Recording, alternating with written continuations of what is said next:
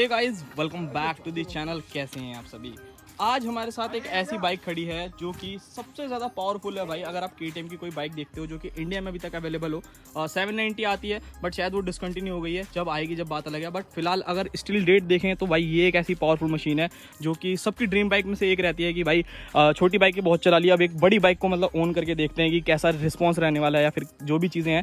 तो आज मैं आप लोगों को ओनरशिप दिलवाने वाला हूँ अपने एक दोस्त से कि उसने इस बाइक को क्यों मतलब लिस्ट में रखा, क्यों शामिल किया इस बाइक को कि नहीं भाई लेनी है तो यही बाइक लेनी है, अदर बाइक्स या फिर अदर ब्रांड्स की तरफ वो क्यों नहीं गया। तो मिस्टर प्रीत का भाई वेलकम करते हैं। टांग ठीक है भाई? हाँ टांग ठीक है, थोड़ी दिख नहीं रही है। आज दिख नहीं रही है। तो भाई एवरीवन, कैसे हो भाई? एकदम ओके हूँ अब। एकदम ओके हो तो चलो भाई, अच्छी बात है। और आज हम लोग बात करने वाले हैं आपकी बाइक के बारे में कि मतलब ये बाइक ही क्यों परचेज करी, और भी बहुत सारी बाइक्स हैं जो कि आप लोग ले सकते थे। अरे पीछे टैक्सी आ रही है, टैक्सी। ओ भाई क्या बना दिया इसने। Guys this is a real use of iron 5M। सच में दिल्ली छोड़ रहा हूँ गाइस, दिल्ली छोड़ रहा हूँ। कोई रहता है लुधियाना तो मिलिए। भाई कार्टून है एक नंबर का, और कुछ इन दिस वीडियो है ये, इन दिस वीडियो। हाँ ये सच में इन दिस वीडियो। कैसे लाता हूँ वहाँ से? 4-5 चक्कर मारता हूँ। तो चलो कोई नहीं, वो उसे छोड़ते हैं। क्या कहते हैं 390 के बारे में बात करते हैं। सबसे पहला सवाल यही है, ली कितने टाइम पहले थी और कितने की? ये दिवाली से एक दिन पहले ली थी, छोटी दिवाली से। और ये ली थी 3,40,000 रुपए की। 3,40,000 रुपए की। ठीक है भाई, 3,40,000 रुपए की अगर आप ऑन रोड लेना चाहते हो तो भाई ये बाइक आप लोगों को मिल जाएगी। हाँ दिल्ली का ऑन रोड प्राइस है। तो भाई सबसे पहला सवाल मेरा ये है कि कैसे मतलब 390 की तरफ कैसे रुख घूम गया कि मतलब 390 लेनी है? पहले हम डोमिनार लेके आए थे, ठीक है, में तो गए थे लेने। हाँ तब हमने ली थी, पहले डोमिनार ली। लेने के बाद क्या हुआ, उसे चलाई हमने बिल्कुल नहीं, पापा ने चलाई। ठीक है। तो उसमें सीन क्या हो रहा था, उसको चलाने में थोड़ी सी हैवी वेट लगती है और गर्म बहुत ज्यादा होती है वो। मतलब कि गरम का ये सीन है, वो बहुत ज्यादा हीट होती थी और बहुत ज्यादा हैवी वेट था, और जो टर्निंग रेडियस था वो बहुत कम था उसका। डोमिनार के साथ ये दिक्कत थी, उसको चलाने में प्रॉब्लम वगैरह, और फिर बजाज एक दिक्कत थी सबसे बड़ी, फिर डोमिनार बेच दी। मेरा तो ऐसा कोई मतलब रोल ही नहीं था, तूने कहीं मेरे मुझसे सुना भी नहीं होगा कि मैं KTM लूंगा। बस मेरे को 390 एक बार RC अच्छी लगी थी, मैंने कहा तू बढ़िया लग रही है। शुरू में तो जोश चढ़ गया था दिमाग में, बहुत सुंदर लगी थी, मेरा बहुत मन कर रहा था उस टाइम पे लेने का। और मैं कोई शुरू से KTM फैन बॉय था भी नहीं कि मतलब मेरे को KTM लेके मजे मार रहे हैं, ऐसा कुछ था नहीं। तो पापा ने ऐसे बोला कि यार KTM की बाइक लेने का दिल है। मैंने कहा चलो देख के आते शोरूम पे। एग्जॉस्ट नोट क्या साइलेंसर लगवाते होगे तुम लोग, ये जो लगा हुआ है? फेल कर रहा है ये। तेज कर दी आवाज, तेज कर दी वीडियो बनाते हुए।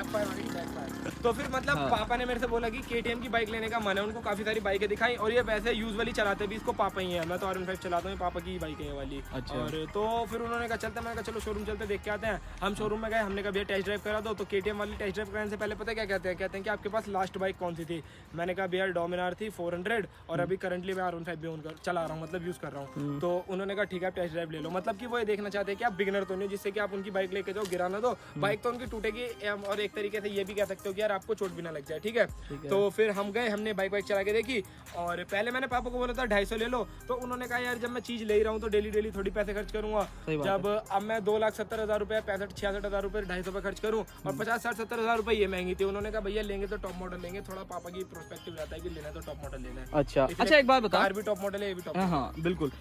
जैसे 390 ले ली तो डायरेक्ट 390 पे दिल था कि 390 ही मेरे को ड्यूक लेनी है, या फिर other brand like Kawasaki, Benelli, या फिर कोई ऐसा कुछ ब्रांड? बताया तो मैं कि पापा ने कहा था कि इस बार KTM की बाइक देखने चल रहे हैं। अच्छा। हम देखने गए, और KTM ऐसी चीज है भाई, मैं जेन्युइनली बता रहा हूँ, अगर आप कभी शोरूम पे चढ़ जाओगे ना, आप जल्दी से नकारोगे नहीं उस बाइक के। तो RC का नहीं बना, प्लान नहीं बना RC लेने का? RC 390 पापा को लेनी थी, पापा RC कैसे चलाएंगे एग्रेसिव है ना। अच्छा, वैसे अंकल को पसंद आ गई थी वहाँ पर? पापा को RC ना 200 जो नई वाली आई थी वो बढ़िया लग रही थी, कह रहे बाइक मस्त लग रही है, कह रहे पर इसका हैंडल जो वो थोड़ा सा डाउन है, इस वजह से नहीं ली उन्होंने। वरना जो फिर वो एक सेगमेंट की दो भी तो बाइक होती है। एक सेगमेंट की नहीं लेते, ले तो 390, पर नई वाली RC लेते। नई वाली, हाँ वो तो अभी आई नहीं, अभी तो कुछ आई नहीं है। हाँ अभी मतलब रिपोर्ट आप लोगों ने सुनी होगी कि आने वाली है।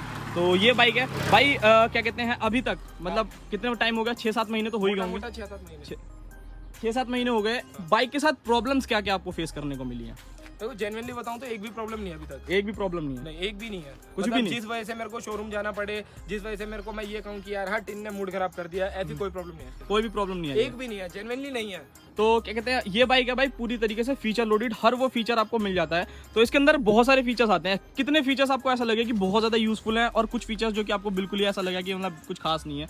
कैसा लगा कुछ? जैसे कि सबसे ज्यादा बढ़िया फीचर है इसके अंदर क्विक शिफ्टर। ठीक है, मतलब वो ऐसी चीज है जब तक बातों में सुनोगे ना यार क्विक शिफ्टर है, इसके अलग से पैसे देने चाहिए, लेने चाहिए, नहीं लेने चाहिए, तब तक आपको लगेगा कि यार थोड़ा वेस्टेज ऑफ मनी है। ठीक है, बट जब आप उस चीज को लेके उसको यूज करने लगोगे ना, फिर मैं लिटरली बता रहा हूँ, बिना क्विक शिफ्टर वाली बाइकों में भी ना बिना क्लच के गियर मारने की आदत हो जाती है। ये मेरे को भी हो गई है। ये एक तो ये चीज इसकी सबसे बेस्ट लगी मेरे को।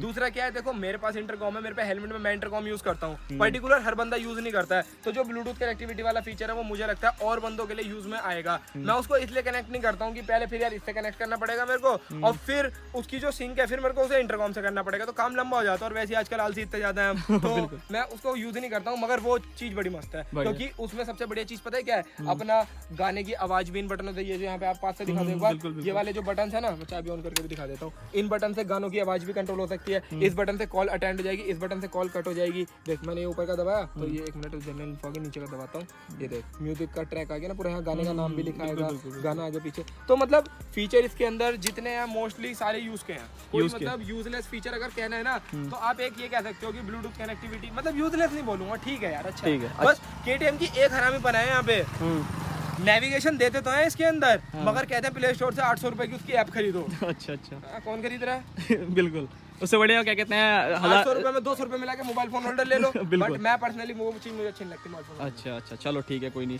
तो भाई ये एक पूरी नेकेड तरीके से, एक तरीके की बाइक है, पूरी नेकेड है, तो कंफर्टेबल एक तरीके से इसे कह सकते हैं। बट मैं इसकी सीट्स के बारे में आपसे जानना चाहता हूँ कि इसकी सीट्स कितनी ज्यादा कंफर्टेबल है। एक सीट में और पत्थर में कोई फर्क नहीं है।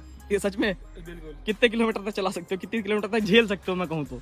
मैक्सिमम अगर खाली हाईवे पे भी चल रहा हूँ ना तो मैक्सिमम 40 मिनट। 40 मिनट मैक्सिमम है, एकदम लास्ट एंड। राइडर प्लेन दोनों बहुत बुरा हाल है, मतलब मतलब उतनी बड़ी खूब है यार, इसके मतलब चौड़ी तो है, ये देखो ना पूरा एक जिसके छोटे से मतलब बट्स बड़े हैं, वो जैसे तू तो बैठ तो सकता है, हर कोई बैठ सकता है, वो कोई दिक्कत नहीं है, मगर कंफर्ट नहीं है, उसमें थोड़ा खर्चा करना पड़ेगा। अच्छा, एक बात और, नेक्स्ट जो आजकल टाइम है गर्मी का, बहुत ज्यादा गर्मी पड़ रही है, तो जो BS3 क्या तो रहते गर्मी की वजह से नहा के आ रहा है, तो जो BS4 या फिर BS3 आती थी उसके अंदर हीटिंग का बहुत प्रॉब्लम था, बट KTM मतलब कहता है कि भाई अब जो हीटिंग है वो पहले से हमने कम कर दिया है, या फिर जो और भी ओनर्स हैं वो ऐसा कहते हैं।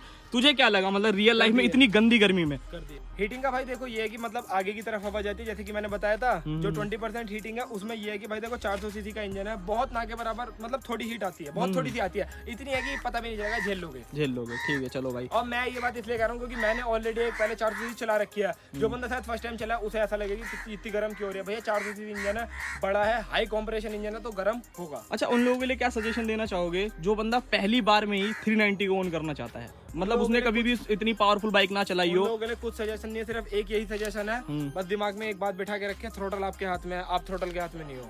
ठीक है, मतलब कि इस बात का मतलब ये हुआ कि आपको जैसे बाइक चलानी है तो आपको मतलब अंधाधुंध एकदम ये नहीं है कि खाली स्ट्रेच जगह थ्रोटल खोल दो, नहीं, समझो पहले बाइक को यार 1000-2000 किलोमीटर चलाओ, पूरी अच्छे से समझो, फिर जब आपको समझ में आ जाएगा कि हाँ यार इसमें ये चीज इस पॉइंट पे ऐसे होती है, फिर आपको कुछ दिक्कत नहीं होगी। बस ये है बिगिनर्स के लिए, सिंपल सी बात। अच्छा भाई, एक नेक्स्ट सवाल बहुत आता है, आपको मालूम है कि शुरू से ही KTM को छपरी बोलते हैं, तो मतलब आपको ऐसा नहीं लगा था कि यार मैं बाइक लेने जा रहा हूँ, छपरी बाइक लेने जा रहा हूँ, ऐसा कुछ कभी दिमाग में आया, या कभी किसी ने कहा हो आपको ये छपरियों की औकात है 3.5 लाख की बाइक ले? ये भी बात है, लेकिन कहते तो है ना लोग कि छपरी बाइक है, KTM छपरी है, KTM छपरी है, किसी का मुंह पकड़ लोगे? हाँ, ये भी बात है। और सबसे बड़ी चीज ये भी है, एक चीज ये है KTM को छपरी क्या बोलते हैं, मतलब KTM का छपरी लोगों ने बना रखा और कुछ नहीं है, बाइक बहुत सेक्सी है, मजाक सेट के बता रहा हूँ। अच्छा, एक बात बताओगे, ये छपरी है सब कुछ है, लोग ये क्यों कहते हैं? बहुत से लोग पता है इस बाइक को छपरी क्यों बोलते हैं, इस वजह से ही बोल देते हैं एक्सपेंसिव है ना, तो लेने से पहले सोचते हैं इतना पैसा खर्च होगा, छोड़ हटा, छपरी बोल देते हैं, नहीं लेंगे। ये फैक्ट है, ये फन फैक्ट है ये, बिल्कुल। अच्छा भाई, मेरे को तो भाई देख छपरी वाले से मुझे पर्सनली कोई फर्क नहीं पड़ता, चाहे कोई कुछ भी कहे यार। एक बात बता, तू खुद चलाता है, बिल्कुल, अब तू मुझे खुद बताइयो, इस बाइक जैसा, जैसे हम 2 बैठे हैं चाहे 1 बैठे हैं, अगर हमने कहीं थ्रोटल खोल दिया ना, इस जैसा रिस्पांस आज तक के रिस्पांस में किसी बाइक का नहीं लगा। नहीं, ये डोमिनर कितनी चलाई है। बिल्कुल, ये तो मैं मानता हूँ भाई, पावर के मामले में तो भाई ये ना मतलब बीस्ट है, पॉकेट रॉकेट कहते हैं ना, तो गलत नहीं कहते, एकदम सही है। अच्छा भाई, एक बात तेरे से और पूछनी है, हीटिंग है तो इन्होंने खत्म कर दिया पूरा, जो ये किया है, मतलब क्या कर दिया इन्होंने? कर दी, वो लगती है नीचे से, बहुत लगती है ना। अगर जैसे मैं अकेले चल रहा हूँ तो मेरा वेट भी ज्यादा नहीं है, 60 किलो होगा, 60 किलो, तो अगर मैं अकेले चल रहा हूँ तो ऐसा कह सकता हूँ कि जो एवरेज ब्रेकर्स हैं उन पे से तो बचा लेता हूँ, बिल्कुल पर रोक के निकालनी पड़ती है। बट अगर तू बैठ जाता है तब तो टिकनी है। का मतलब केटीएम को इसका सोल्यूशन देना चाहिए। सीट हाइट तो वैसे ही इतनी ऊंची दे रखी है और ग्राउंड क्लियरेंस इतनी कम दे रखी है। सीट हाइट में तो देखो भाई प्रॉब्लम डेफिनेटली होगी, इसकी हाइट अच्छी खासी ऊंची है। जो बंदा 5.4 से नीचे का है ना उसके लिए तो ये बाइक प्रॉब्लम क्रिएट करेगी ही करेगी डेफिनेटली। ये चीज आप लोग याद रखना। अपना एक एक्सपीरियंस मैं आप लोगों से शेयर कर रहा हूँ। भाई टायर के बारे में क्या कहना चाहता है? ग्रिप्स कैसी है इस टायर की? टायर की ग्रिप एवरेज और अच्छी होनी चाहिए। क्यों ऐसा क्यों? अच्छे तो 150 सेक्शन का टायर और क्या लेगा, आगे 110 सेक्शन का टायर है, लो प्रोफाइल टायर है। सेक्शन ही सब कुछ थोड़ी होता है, थोड़ी सी टायर की जो ग्रिप है ना वो मुझे पर्सनली लगता है थोड़ी और अच्छी होनी चाहिए। ऐसा क्यों? मतलब कुछ हुआ है क्या, कोई इंसिडेंस? नहीं इंसिडेंट नहीं हुआ है। लाइक जैसे कि मेरे को क्या आदत है, लाइक मेरे को अगर भगाना है ना तो मैं जैसे कि एक एंथुसियास्ट बंदा होता है, उसे थ्रोटल खोल के चाहिए फन। कई बार पीछे वाला व्हील स्पिन हो जाता है और अगर कहीं पे कॉर्नर लूँ ना तो मैं बहुत ज्यादा लीन नहीं करता हूँ, सिर्फ इसी डर की वजह से स्किड ना हो जाए। एक आधी बार मतलब ऐसा मुझे अंदर से फील आया कि स्किड होने वाला, तो उससे पहले मैंने सीधी कर ली। अच्छा, इस बाइक में तेरे को टीसीएस की और राइडिंग मोड्स की जरूरत लगती है? नहीं, कभी नहीं। पता नहीं क्यों नहीं लगती मेरे को यार पर्सनली। मेरा ना अंदर से मुझे ना मोड पसंद ही नहीं है। अगर कोई सुपर बाइक हो तो चल उसके अंदर मोड में ना पावर में डिफरेंस होता है, समझ में आएगा। अब इसमें इस पावर में क्या इसे कम करूं? अब एक बात बता, अब जैसे मैं इसे चला रहा हूँ, अब मुझे अगर ये पावर कोई मतलब मेरे को कोई और दूसरी ड्यूक मिले और उसमें पावर थोड़ी बंधी हुई हो तो मुझे इसे चलाने में मजा नहीं आएगा, क्योंकि मुझे भाई फुल एक्सेलरेशन चाहिए, मुझे एकदम मतलब रॉ पावर चाहिए, एकदम पूरा चाहिए। हाँ वही चीज है। मुझे पर्सनली राइडिंग मोड नहीं पसंद। टीसीएस हाँ दे सकते थे, एक सेफ्टी फीचर था, अच्छी चीज थी, बट नहीं दिया। वो कॉस्ट कटिंग करी है क्योंकि महंगी कर देते हो। महंगी कर देते ना, ये वो तो बात खैर है ही भाई, महंगी तो डेफिनेटली हो जाती है। फीचर अच्छा है, सेफ्टी फीचर। बिल्कुल। हेडलाइट के बारे में क्या कहना है? इतनी महंगी इतनी सुंदर सी हेडलाइट लगती है, तो हेडलाइट का रिस्पॉन्स कैसा है? मगर थोड़ी ऊंची ज्यादा हो रही है, पता नहीं एडजस्ट करानी पड़ेगी क्या है क्या नहीं। डार्क वाली रोड पे तो सही है, डार्क पे तो बिल्कुल उजाला कर देती है, तो कोई दिक्कत नहीं है। बस थोड़ी सी ना दूर ज्यादा जा रही है, थोड़ी रोड पे करानी पड़ेगी। लाइट वैसे ठीक है। अच्छा भाई एक बात बता, ये जो इसमें हैंड गार्ड्स और मिरर्स दे रखे हैं तेरे को, मतलब लाइक नेकेड बाइक होती है कि कहीं से भी पतली सी जगह में फट से नहीं निकल जाए, जानी ही तो हाँ जानी इसीलिए जाती है, तो तेरे को इन चीजों से प्रॉब्लम लगती है? क्योंकि इसका जो ये मिरर है ना काफी अच्छा खासा बाहर है, इधर से भी देखूंगा तो अच्छा खासा बाहर है। पॉजिटिव भी है नेगेटिव भी है। पॉजिटिव इसका ये है कि पीछे की साइड ऐसी दिखाता है एकदम एक नंबर, पूरा ऐसा लगता है कि पीछे का सब नजर आ रहा है। नेगेटिव साइड यही है कि बस ये टच हो जाता है जाम वगैरह के अंदर। इनसे तो मैं बड़ा ही परेशान हूँ, तो साले झांता लगते रहते हैं। हाँ देखो यहाँ पर स्क्रैचेस कट नहीं मार पाता इनकी वजह से मैं। जैसे जाम में नेगेटिव का क्या है, जिगजैग करा निकाल ली, वो चीज नहीं हो पाती। वो चीज नहीं हो पाती। तो भाई सस्पेंशन के बारे में क्या कहना चाहता है केटीएम के? सस्पेंशन एक नंबर, बढ़िया सस्पेंशन, अगला चाहे पिछला एक नंबर है। बिल्कुल कोई दिक्कत नहीं। गड्ढे पड्डे धीरे नहीं करता, जाने दे, बढ़िया एकदम। डोमिनार में तो फिर भी एक बार हमें सोचना पड़ता था कि थोड़ी धीरे कर ले, उसमें वैसे झटके ना हल्के से पता नहीं क्यों ज्यादा महसूस होते थे मेरे को तो। अच्छा भाई माइलेज कितना दे रही है एक अप्रॉक्स, जो तू एकदम रफ चलाता है मैं वो पूछना चाहता हूँ। नॉर्मल तो लोग जितना निकालना चाहे। माइलेज बताऊंगा। हाँ बिल्कुल। जो राइडर होते हैं डिफरेंट टाइप के होते हैं। कुछ लोग ऐसे होते हैं जो एकदम से फुल थ्रोटल खींचते हैं। अगर आप इसको ऐसे चलाओगे तो ये 20 देगी, 20 से ऊपर एक भी नहीं देगी। ठीक है। अगर आप इसको एकदम से आप ऐसे चलाओगे, कभी कभार फुल थ्रोटल भगा ली, कभी कभार नॉर्मल एवरेज चला रहे हो, तभी आपको 25 तक की दे देगी। और अगर आप हाईवे के ऊपर क्रूज कर रहे हो तभी आपको 32, 33, 34 तक दे देगी के आसपास में दे देगी। तो मतलब ठीक है, एवरेज भाई डिपेंड करता है आप लोगों के चलाने के ऊपर, कैसे आप इस बाइक को या फिर इस मशीन को कैसे हैंडल करते हो। नेक्स्ट मेरा सवाल है, केटीएम को लेकर के ना लोग बड़े कंफ्यूज पता है क्यों रहते हैं? ले तो लेंगे, सर्विस कॉस्ट से काफी डरते हैं और पार्ट से बहुत ज्यादा डरते हैं। ऐसा कुछ अभी तक कितनी सर्विस करा ली है या फिर ऐसा क्या लगा कुछ? यार देख सर, एक मेरे तो एक मानना छोटी सी नहीं, मैंने मतलब मैं एक ऐसा बात बोल रहा हूँ क्योंकि काफी लोगों को मैंने ये देखा है कि भाई केटीएम लेना बड़ी बात नहीं है, उसकी सर्विस बहुत खर्ची बहुत है, तो वो तुझे लगा अभी तक?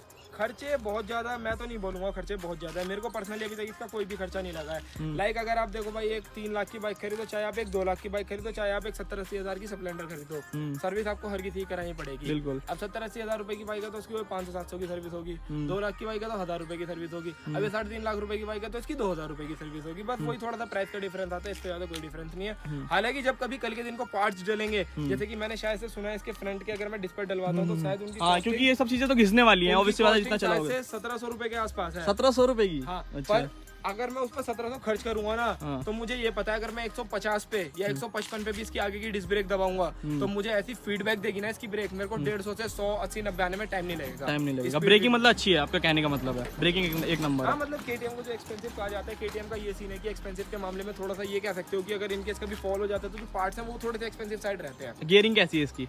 भाई स्मूथ है एकदम बढ़िया। R15 से ज्यादा बढ़िया लगती है। बढ़िया लगती है।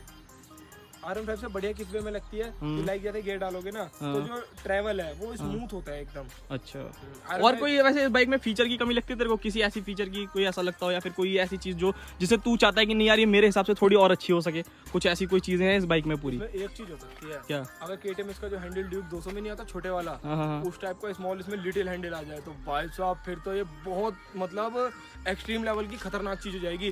ड्यूक 200 का जो छोटा हैंडल है ना वही उसका सबसे बड़ा USP है। इसका हैंडल जो है ना थोड़ा सा ब्रॉड है, थोड़ा सा लंबा है, तो वो चीज थोड़ी सी लगती है। अगर इतना इतना हो जाए ना इसका हैंडल देख, इतना इतना इतना इतना इतना बहुत आतंक मचा देगी। इतना अंदर से तो कहाँ से निकाल दूंगा फिर मैं से। तो भाई किस बंदों को रिकमेंड करेगा ये बाइक, किसको लेनी चाहिए ये जो बाइक? मुझ जैसे बंदे हैं Like- जिन्हें पावर चाहिए, जिन्हें थ्रिल चाहिए, जिन्हें ये चाहिए कि मैंने अगर थ्रोटल खोला है तो मेरी बाइक भगे, उन जैसे बंदों को लेनी चाहिए ये। जिनको ये है कि मुझे थोड़ा सा एवरेज से प्यार है तो वो लोग मत लेना। जिनको थोड़ा सा ये है कि यार मेरे को सीट कंफर्ट चाहिए तो वो भी थोड़ा देख लेना। सीट का तो चल इलाज, हाँ सीट का तो इलाज हो जाएगा, आप क्या कहते हैं जेल सीट लगवा सकते हो, कुछ और कर सकते हो। जिनको ये है ना कि मेरे को डेली ड्राइवर के लिए चाहिए तो उनको थोड़ा सा जेब पे भारी पड़ेगी। अच्छा, सिटी में कैसी चलती है? सिटी में भी तू काफी चलाता है, तो तुझे ऐसा लगता है जैसे डोमिनार भी चला रखी है? सिटी में चलती तो ठीक है, ऐसी कोई दिक्कत नहीं है, पर पर्सनली मेरे को इसे सिटी में चलाने में मजे नहीं आते। हाँ, क्योंकि बार बार नहीं वो नहीं है कि बार बार रोकना चलाना है। इस बाइक को बैठ के ये चाहिए कि यार बस भगाने का मौका चाहिए, मतलब खाली रोड से पूरी। हाँ सिटी में वो मिलता नहीं है, तो फिर थोड़ा ना अंदर से गुस्सा सा आने लगता है, इरिटेट होने लगता है, इरिटेट होने लगता है। तो देखो भाई ये चीज़ें थी, ओवरऑल सारी चीज़ें मैंने भाई पता करके आप लोगों को बता दी जितना मेरे को पूछना था। बाकी अगर आप लोगों का कोई सवाल हो या कोई भी क्वेश्चन हो तो आप मुझे इंस्टाग्राम पे DM करके पूछ सकते हो। तो थैंक यू सो मच भाई, इतना आपने इन्फॉर्मेशन दिया अपनी बाइक के बारे में। आई होप सो भाई जो बंदा लेने की सोच रहा हो उसे काफ़ी चीज़ें समझ में आ गई होंगी। तो मिलते हैं किसी और नेक्स्ट वीडियो में, तब तक के लिए बाय बाय।